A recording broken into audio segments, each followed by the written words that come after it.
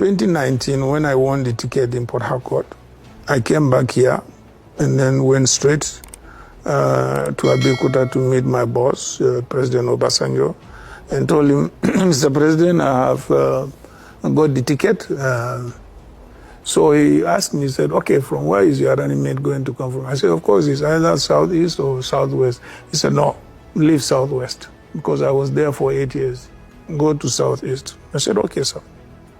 Do you have anybody in mind? He said, yes. And I said, what about Peter Obi? I said, Peter Obi is a member of the party. He said, okay, take him. There are strong indications that former Vice President Atiku Abubakar may have offered the Vice President slot to Peter Obi, the 2023 Labour Party presidential candidate, in a proposed alliance aimed at forming a unified opposition ahead of the 2027 presidential election. According to insider sources, the alliance would see Atiku run for president on a single-term agreement, with Peter Obi as his running mate. The former vice president, who is 80 years by 2027, is said to have expressed his willingness to serve only one term in office, possibly paving the way for Obi to take over the leadership afterward. While there is no official confirmation from either camp, political analysts view the development as a major strategic move aimed at consolidating opposition power against the ruling All Progressives Congress (APC), especially amid growing discontent over economic hardship, insecurity, and public sector reforms under President Bola Tinubu's administration. The possible alliance marks a potential reunion between the two politicians who previously ran together on the People's Democratic Party platform during the 2019 general election, where Atiku was the presidential and Obi the vice presidential candidate. Although Peter Obi has reportedly agreed in principle to the vice presidential role, he is said to be consulting his core supporters and inner circle, many of whom strongly believe he should pursue another independent presidential bid, especially given his rising popularity among young Nigerians and urban middle-class voters.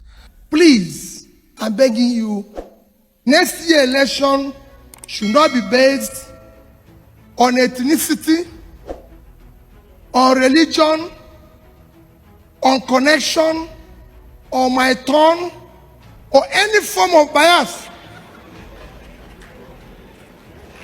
We don't need it. Obi's support base, particularly the vocal and influential Obedient movement, is largely built on his anti-establishment stance, transparency message, and break from the traditional political elite.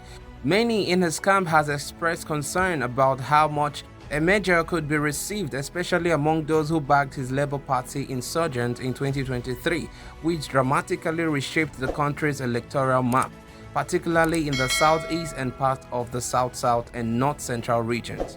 For Atiku, the idea of a joint ticket is seen as both a legacy move and a tactical necessity. After contesting for Nigeria's presidential 6 times since 1993, Atiku may be aiming to mentor a successor with electoral appeal. Political observers believe Atiku's offer of a single-term presidency is aimed at bridging generational and ideological gaps within the opposition and reassuring voters seeking continuity and fresh leadership. However, this proposal will not be without hurdles.